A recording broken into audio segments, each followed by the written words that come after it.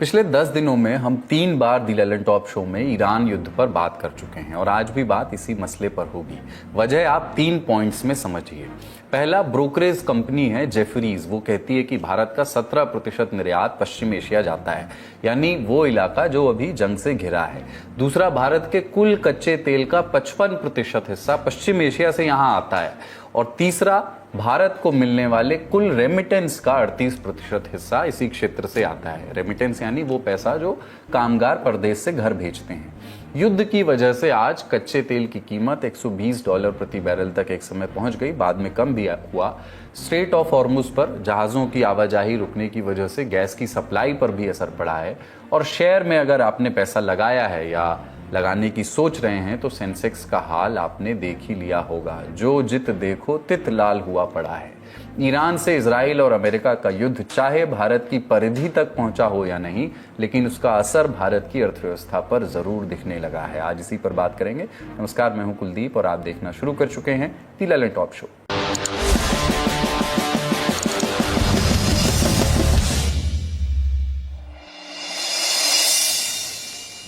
भारत की अर्थव्यवस्था पर युद्ध का असर किस तरह से पड़ रहा है, इस बारे में हम विस्तार से आगे बात करेंगे, लेकिन पहले संसद की बात करते हैं। 9 मार्च से बजट सत्र का दूसरा सेशन शुरू हुआ और आज विदेश मंत्री एस जयशंकर ईरान युद्ध पर बोले। दोनों सदनों में उन्होंने बयान दिया। राज्यसभा में बताया कि हमारा 3 चीजों पर फोकस है: शांति को बढ़ावा, भारतीय समुदाय की सुरक्षा और ऊर्जा सुरक्षा, और व्यापार में देश के हितों को, देश के इंटरेस्ट को आगे रखना। जैसा कि आप जानते हैं कि 4 मार्च की सुबह अमेरिका ने ईरान के एक लड़ाकू जहाज डेना को हमला करके डुबो दिया था। हमला हमारे बैकयार्ड यानी हिंद महासागर में हुआ था। 87 लोगों की जान गई थी उसमें। जिन पर हमला हुआ वो हमारे मेहमान थे, ईरान की नौसेना में काम करते थे। हमले को लेकर के भारतीय नौसेना ने बयान जारी किया, लेकिन सरकार की ओर से कोई आधिकारिक बयान नहीं आया। एस जयशंकर ने आज इस मसले को एड्रेस किया।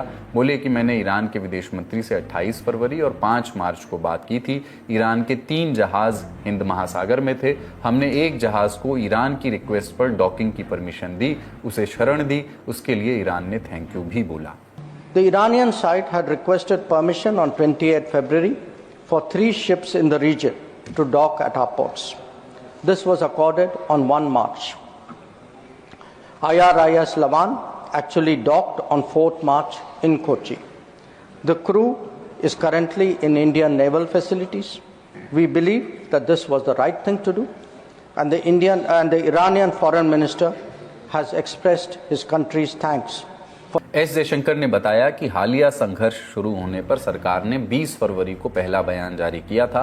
इसमें सभी पक्षों से संयम बरतने की अपील की गई थी। अपील थी कि नागरिकों की सुरक्षा को प्राथमिकता दी जाए। 1 मार्च को पीएम मोदी की अध्यक्षता में कैबिनेट कमेटी ऑन सिक्योरिटी की बैठक का भी जिक्र विदेश मंत्री ने किया। बैठक में भारतीय समुदाय की सुरक्षा और आर्थिक व्यापारिक गतिविधियों पर चिंता जताई गई थी। आंकड़े गवाहें कि युद्धग्रस्त इलाकों में करोड़ों भारतीय कामगार हैं। आंकड़े छोड़िए, सोशल मीडिया पर आपने देखा भी होगा, मिसाइलें गिरती हैं और पीछे हिंदी में हल्ला मच रहा होता है। मिसाइल के टुकड़े पड़े होते हैं और आजमगढ़ का कोई भाई कमेंट्री करता हुआ दिखता है। मतलब साफ है कि पश्चिम एशिया में जो कुछ हो रहा है उसका असर भारतीय समुदाय के लोगों पर भी पड़ रहा है। इलाके की चिंताजनक स्थिति को विदेश मंत्री ने एड्रेस किया।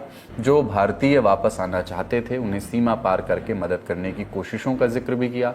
वो बोले कि खाड़ी देशों में 1 करोड़ भारतीय रहते और काम करते हैं। ईरान में कुछ हजार हैं। 8 मार्च तक हमारे लगभग 67,000 नागरिक इंटरनेशनल बॉर्डर क्रॉस कर चुके हैं, पार कर चुके हैं। गल्फ भारत का बड़ा व्यापारिक साझेदार है, जहां सालाना लगभग $200 अरब का व्यापार होता है। पिछले दशक में वहां से भारत में काफी निवेश भी आया है। विदेश मंत्री की सारी बातें मान ली जाएं तो भी इस बात को तो नहीं झुठलाया जा सकता कि अगर पश्चिम एशिया में हालात नहीं सुधरे तो भारत की अर्थव्यवस्था पर असर दिखने लगेगा, या कहें कि दिखना शुरू हो गया है। आज सुबह कच्चे तेल की कीमतें 30% बढ़कर लगभग $120 प्रति बैरल पर पहुंच गईं। 2022 के बाद से तेल के दामों में इतनी महंगाई नहीं देखी गई थी। फिर आई G7 देशों की बात। कहा कि तेल की सप्लाई को बनाए रखने के लिए अपने स्ट्रेटेजिक पेट्रोलियम रिजर्व से तेल को रिलीज करने पर चर्चा करेंगे। नतीजा ये रहा कि इसके बाद कच्चे तेल की कीमतों में कमी आई। कमी हुई तब भी तेल $100 प्रति बैरल से ऊपर ही ट्रेड करता रहा। भारत आने वाले लगभग आधे क्रूड ऑयल और गैस की मात्रा स्ट्रेट ऑफ हॉर्मुज के रास्ते से ही, जिसको हॉर्मुज का जल डमरू मध्य कहते हैं हिंदी में, वहीं से ही आती हैं। इस रास्ते पर हम विस्तार से पहले चर्चा कर चुके हैं। फारस की खाड़ी का एक संकरा समुद्री रास्ता है जो मौजूदा संघर्ष के कारण लगभग बंद हो गया है।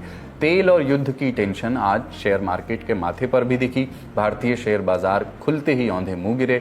शुरुआती कारोबार में बीएसई 2400 पॉइंट से ज्यादा गिर गया, जबकि निफ्टी 50 700 पॉइंट से ज्यादा गिर गया, जो सभी सेक्टर में बड़े पैमाने पर बिकवाली को दिखाता है। बिकवाली यानी इन्वेस्टर शेयर खरीद नहीं रहे हैं, बेच रहे हैं। बाजार क्यों गिरा? तेल की बढ़ती कीमतें, मिडिल ईस्ट में बढ़ते जियोपॉलिटिकल तनाव और रुपए में भारी गिरावट के कारण। और हमारा बाजार गिरा, इसका मतलब सिर्फ हमारे यहाँ ही बिकवाली नहीं हो रही, दुनिया भर के इन्वेस्टर्स अपना पैसा बाजार से निकाल रहे हैं। तेल पर थोड़ा और ठहरते हैं। तेल भारतीय अर्थव्यवस्था को चलाए रखने में बहुत महत्वपूर्ण भूमिका निभाता है। भारत दुनिया की सबसे तेजी से बढ़ती अर्थव्यवस्थाओं में से एक है और तेल का तीसरा सबसे बड़ा उपभोक्ता कंज्यूमर है। देश में परिवहन, उद्योग, बिजली उत्पादन, घरों में बिजली पहुंचाने, सबके लिए पेट्रोलियम उत्पादों पर बहुत अधिक निर्भरता रहती है। भारत में घरेलू तेल उत्पादन बहुत कम है, हमारे यहाँ कम होता है, इसलिए देश अपनी ऊर्जा की ज़रूरतों का बड़ा हिस्सा आयात से पूरा करता है, बाहर से मंगाता है। इसलिए तेल देश की आर्थिक स्थिरता और विकास पर असर डालने वाला एक ज़रूरी फैक्टर बन जाता है। Petroleum planning and analysis cell PPAC के आंकड़ों के अनुसार भारत में आयात पर तेल की निर्भरता लगभग 88-89% तक पहुंच गई है। इसका मतलब है कि भारत में इस्तेमाल होने वाले हर 10 बैरल तेल में से लगभग 9 बैरल विदेश से आयात किया जा रहा है। घरेलू उत्पादन सीमित है, मांग लगातार बढ़ रही है, इसलिए समय के साथ भारत की विदेशी तेल पर निर्भरता बढ़ती गई है। तेल आयात भारत के कुल आयात बिल का एक बड़ा हिस्सा होता है। जब अंतर्राष्ट्रीय बाजार में कच्चे तेल की कीमत बढ़ती है तो भारत को तेल खरीदने के लिए ज्यादा विदेशी मुद्रा खर्च करनी पड़ती है। इसका सीधा असर देश के क्रूड अकाउंट और व्यापार घाटे, ट्रेड डेफिसिट पर पड़ता है, और उसका सीधा असर चालू खाता घाटे, जिसको करंट अकाउंट डेफिसिट कहते हैं, उस पर पड़ता है। तेल की कीमतें भारत में महंगाई पर भी सीधे असर डालती हैं। डीजल पेट्रोल से गाड़ियां दौड़ती हैं, एलपीजी से खाना पकता है। जैसे ही कच्चे तेल के दाम बढ़े, सड़क पर दौड़ते ट्रक से लेकर के उस पर लदी सब्जी भी महंगी होगी। असर उसका रोड से किचन तक होगा। महंगे ट्रांसपोर्ट से सब कुछ महंगा होता है। रोजमर्रा की चीजें, सर्विसेज, हवाई यात्रा, मैन्युफैक्चरिंग, सब कुछ हिल जाता है। लागत घाटा सब पर असर दिखता है। सब आपस में ऐसे ही नत्थी हैं। ट्रांसपोर्टेशन कॉस्ट हर एक चीज की होती है। अब चूंकि भारत अपना ज्यादातर तेल बाहर से मंगाता है, इसका पेमेंट होता है डॉलर में। जैसे ही तेल की कीमत बढ़ी, भुगतान के लिए अमेरिकी डॉलर की डिमांड बढ़ जाती है। नतीजा, भारतीय रुपए पर प्रेशर बढ़ जाता है। यानी ईरान युद्ध सिर्फ तेल नहीं महंगा कर रहा है, रुपए को भी डामाडोल कर रहा है। माने अगर ये लड़ाई लंबी चली तो भारत की अर्थव्यवस्था पर चौतरफा चोट पड़ेगी। इस पूरे विषय पर हमने तेल के मामलों के विशेषज्ञ नरेंद्र तनेजा से भी भविष्य की चिंताओं और संभावनाओं पर बात की। 8% तेल वहां से मंगाते हैं और चाइना भी भारी मात्रा में वहीं से तेल मंगाता है। जापान भी भारी मात्रा में 70% वहीं से तेल मंगाता है। तो ये एशिया के जितने बड़े बड़े आयातक हैं तेल के, उन सब के लिए भारी परेशानी पैदा हो गई है। और अगर ये 15 दिन और युद्ध चलता है तो इसका मतलब ये हुआ कि हम सबके लिए परेशानी होगी। और भारत आज की तारीख में हमारे पास लगभग जो है 25 दिन का तेल हमारे जो स्ट्रेटेजिक रिजर्व्स हैं, स्ट्रेटेजिक सामरिक रिजर्व्स के अंदर हमारे पास पड़ा हुआ है जमीन के नीचे। वो हमने कई जगह इकट्ठा कर रखा है इसी ऐसे दिन के लिए, कभी ऐसा हो जाए तो।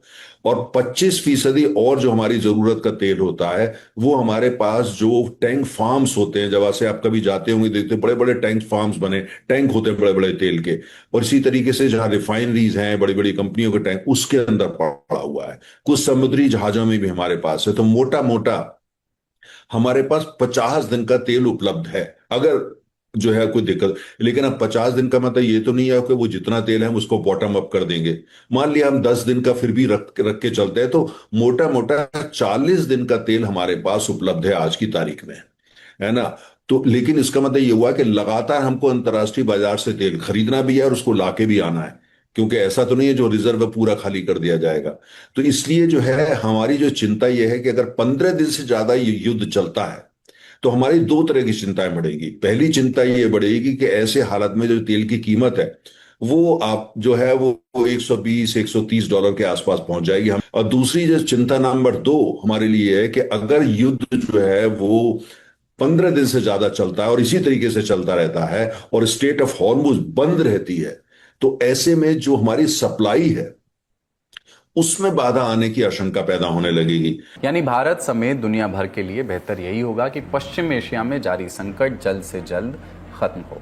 अब बारी सुर्खियों की। आज 9 मार्च को दिल्ली हाईकोर्ट में दिल्ली के एक्साइज पॉलिसी केस की सुनवाई हुई। याचिका सीबीआई ने दायर की थी। भ्रष्टाचार मामले में अरविंद केजरीवाल, मनीष सिसोदिया और अन्य आरोपियों को ट्रायल कोर्ट से मिली राहत को चुनौती दी गई थी। कोर्ट ने याचिका पर नोटिस जारी किया। मामले की सुनवाई जस्टिस स्वर्णकांत शर्मा की कोर्ट में हुई। उन्होंने कहा कि ट्रायल कोर्ट ने सीबीआई के खिलाफ जो टिप्पणियां की थी उन्हें फिलहाल रोका जाएगा। ट्रायल कोर्ट ने सीबीआई की आलोचना की थी। कोर्ट ने कहा था कि उस समय के दिल्ली के मुख्यमंत्री को बिना ठोस सबूत के मामले में फंसाया गया। हाईकोर्ट ने कहा कि वो ट्रायल कोर्ट को निर्देश देगी कि ईडी वाले मामले की सुनवाई को उस तारीख के बाद तक टाल दिया जाए जो हाईकोर्ट तय करेगा। यानी ईडी मामले की कार्रवाई फिलहाल इस केस के फैसले का इंतजार करेगी। सुनवाई के दौरान solicitor general Tushar Mehta CBI की ओर से पेश हुए। उन्होंने मांग की कि अगर भ्रष्टाचार मामले में आरोपियों को राहत मिल जाती है तो इससे ईडी की चल रही जांच प्रभावित नहीं होनी चाहिए। उन्होंने ये भी कहा कि ट्रायल कोर्ट के आदेश में कई जगह ऐसी टिप्पणियां हैं जिनसे ऐसा लगता है कि ईडी की चार्जशीट को भी लगभग खारिज कर दिया गया है। लाइव लॉ की रिपोर्ट के मुताबिक मेहता ने दलील दी कि आबकारी नीति में बदलाव कुछ व्यापारियों को फायदा पहुंचाने के लिए किया गया था। उनके अनुसार ये दिल्ली के इतिहास के सबसे बड़े घोटालों में से एक है। उन्होंने कहा कि ट्रायल कोर्ट का आदेश कानून की सामान्य प्रक्रिया के उलट है और बिना मुकदमा चले ही आरोपियों को बरी करने जैसा है। इससे पहले 27 फरवरी को ट्रायल कोर्ट ने इस मामले में 23 आरोपियों को आरोपों से मुक्त कर दिया था। इनमें अरविंद केजरीवाल, मनीष सिसोदिया और के कविता भी शामिल थे। हाईकोर्ट में अब इस मामले की अगली सुनवाई 16 मार्च को होगी। दिल्ली दंगों के अभियुक्त शर्जील इमाम को 10 दिन की अंतरिम जमानत मिली है। दिल्ली की एक अदालत ने ये जमानत उन्हें अपने भाई की शादी में शामिल होने और अपनी बीमार मां की देखभाल करने के लिए दी है। कुछ महीने पहले उमर खालिद को भी अपनी बहन की शादी में शामिल होने के लिए अंतरिम जमानत मिली थी। हालांकि जनवरी में सुप्रीम कोर्ट ने इमाम और उमर खालिद दोनों को 2020 दिल्ली दंगों के मामले में जमानत देने से इनकार कर दिया था। शर्जील इमाम उन आरोपियों में शामिल हैं जिन पर फरवरी 2020 में हुए दिल्ली के दंगों को उनकी साजिश का हिस्सा होने का आरोप है। इन दंगों में 53 लोगों की मौत हुई थी और 700 से ज्यादा लोग इसमें घायल हुए थे। इस मामले की जांच दिल्ली पुलिस कर रही है। पुलिस का कहना है कि हिंसा को अंजाम देने के लिए पहले से योजनाबद्ध साजिश रची गई थी। पुलिस का आरोप है कि ये साजिश सीए के खिलाफ चल रहे विरोध प्रदर्शनों के दौरान व्यवस्था को बिगाड़ने के मकसद से रची गई थी। जनवरी में सुप्रीम कोर्ट की बेंच ने इमाम और उमर खालिद को जमानत देने से इनकार कर दिया था। अदालत ने कहा था कि अभियोजन पक्ष ने रिकॉर्ड पर पर्याप्त ऐसी चीजें रखी हैं जिससे ये इशारा मिलता है कि कथित आपराधिक साजिश में उनकी भूमिका हो सकती है। शर्जील इमाम और कई अन्य आरोपियों पर unlawful activities prevention act UAPA और इंडियन पीनल कोड की कई धाराओं के तहत मामला दर्ज किया गया है। आज का ललन टॉप शो यहीं तक। अपना और अपनों का ख्याल रखिए। देखते रहिए दी ललन टॉप। शुक्रिया। शुभ रात्रि।